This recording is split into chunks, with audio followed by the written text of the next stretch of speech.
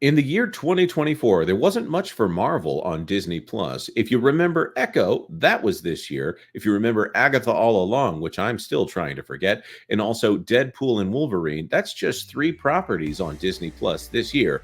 Well, it seems like everything else on the platform is being pushed to 2025. That's Daredevil Born Again, that's several animated shows, and of course, the very mysterious Ironheart has been pushed back over and over again. It's enough to make you think that maybe Marvel has had a comeback, or is 2025 the dumping ground in order to make sure that Disney looked profitable this year instead of the next? Let's talk about that on That Park Place. So, anyways, Disney Plus unveils Marvel 2025 teaser including Daredevil, Ironheart, Wonder Man, and Eyes of Wakanda. Eyes don't want to go to Wakanda. Let's look at this one by Max Goldbart. We could play the trailer, but I don't think we need to do that. It's a good trailer, by the way. Disney Plus's Look Ahead teaser is here for a wealth of upcoming Marvel TV content. Coming as the Agatha All Along finale airs, may it please rest in peace. The teaser, which came out earlier this morning, delivers launch plans and updates. Let's go through the list. Deadpool and Wolverine in the trailer. Daredevil Born Again, What If Season 3. Deadpool and Wolverine will be coming to Disney Plus on November 12th. That's less than 2 weeks away. Good for them. They will be getting a filthy R-rated sex comedy on Disney Plus. I know what it is, and you all know what it is. Don't be offended that I called it what it is. What If returns for a third season on December 22nd, sorry. And the highly anticipated Daredevil Born Again is coming on March 4th. Any of those look interesting to you guys? Can I ask a question? This is a time that you can talk, Culture. Okay, all right. How is that highly anticipated? Because it's Daredevil Born Again. I don't know. Did you see the trailer? What do you think? Well, I think it's born again, and again. Yep. It is. It is. But I think this time they're promising it's going to be like the old one. They put John Bernthal as the Punisher in there.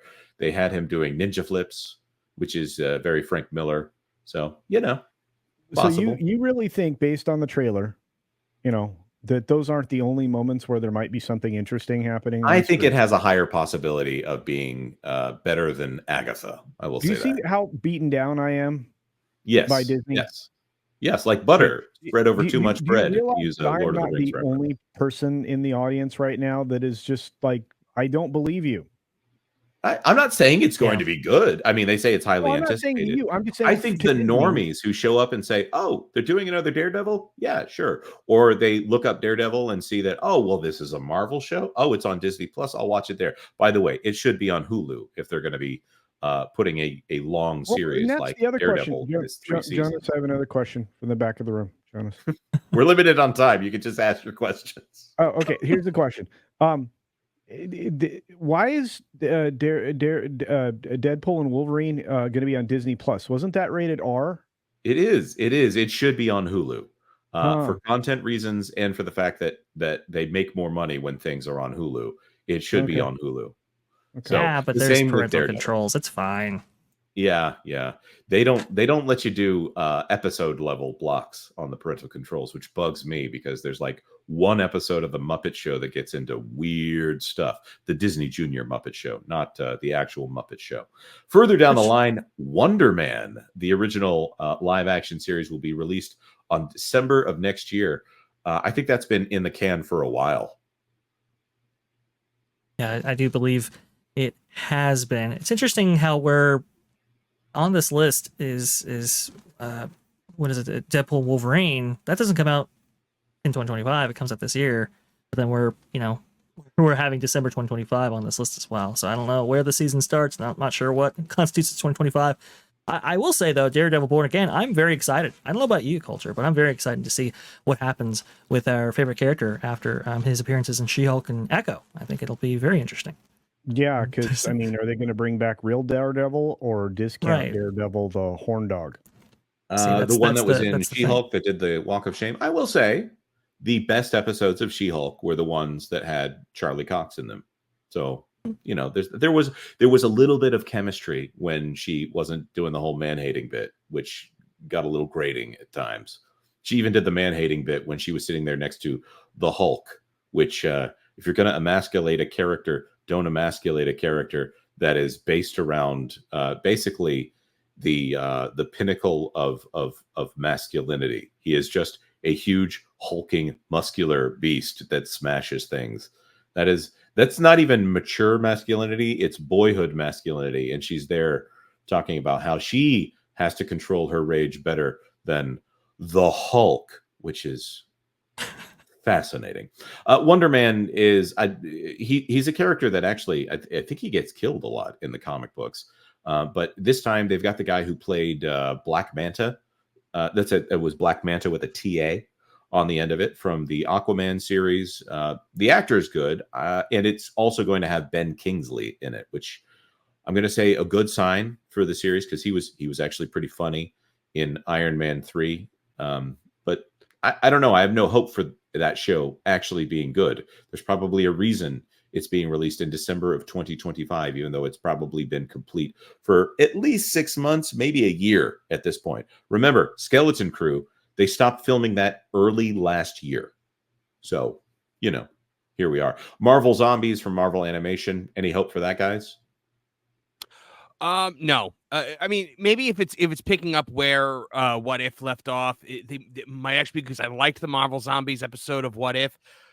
I have no faith in anything the studio does anymore. And What If drove off the cliff so hard in the second season that I'm sure, Captain Carter is going to show up to save the day or something. Yeah, it's that's a show that had potential at the start, but when you started to realize they were using it as a feeder for the multiverse movies, like putting Captain Carter in Multiverse of Madness, they needed to wait longer in order to build up demand for something like that to happen, as opposed to it happening within 2 years, which means that as soon as they did it on What If, they were already intending on doing it in Multiverse of Madness. And Peggy Carter is still a good character, but that's because she's been used sparingly. I'm thinking of the Borg on Voyager. Like, you had a villain who was terrifying, and then you basically turn them into a bunch of putties to make a Power Rangers reference out of it. I approve. Captain Carter should not be in everything. Eyes of Wakanda, yet another animated series. And of course, your friendly neighborhood Spider-Man, another animated series. They don't look to be the same quality of the X-Men animation that we've been seeing here. So I'm not into it for the animation. So the story better be great. I'd have no expectations for the story. Which leaves us with Ironheart.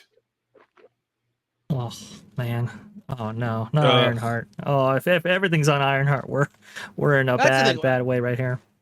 Last night we were talking at length about how terrible Agatha is. Is Agatha the worst thing we're ever going to see? Is anything ever going to rank lower? I'm like, Ironheart is coming. I have zero hope for Ironheart. I haven't even made it through Black Panther Wakanda Forever at this point. Ironheart has been in the can for 2 years. She comes through, the actress is playing attitudes, and it's not even a charming attitude. She just shouts. I mean, if a white person had written Ironheart, they would be skewered for how shallow that character is. She seems to be a racial stereotype. I have no interest in this character. And I'm okay. If you have a television series, you have an opportunity to add depth to a character. But as we've seen from Agatha all along, they're not adding depth. They're just adding story. And in fact, the way that they do character development on Marvel television, it just seems to make people worse and worse. I have no hope for Ironheart whatsoever. It's got Anthony Ramos in it, so there's that. And it sounds like Sacha Baron Cohen is probably playing Mephisto in there. So that's a rumor. So take that with a grain of salt. But I think they finally will be getting Mephisto in Ironheart. So any of these look like they're going to save the MCU? What if we were to rank all of these announcements right here? Which of these do you think is the number 1, 2, and 3 of the year? Daredevil. Well, Deadpool and Wolverine is gonna, that's gonna do some business. But I think Daredevil, in terms of the series for sure, then everything else third or second. Go ahead, Culture. On the plus side, Daredevil, Born Again, and Ironheart managed not to kill anybody in production. So I think those are gonna do better than Wonder Man. So Deadpool and Wolverine, which is a movie that they already have, That's going to be number 1. Sounds like Born Again, maybe number 2. And did we say anything else for number 3? I don't know. Thanks for watching That Park Place News. For more information, consider checking out www.thatparkplace.com. And don't forget to subscribe, share, like, and send this out on your favorite social media accounts.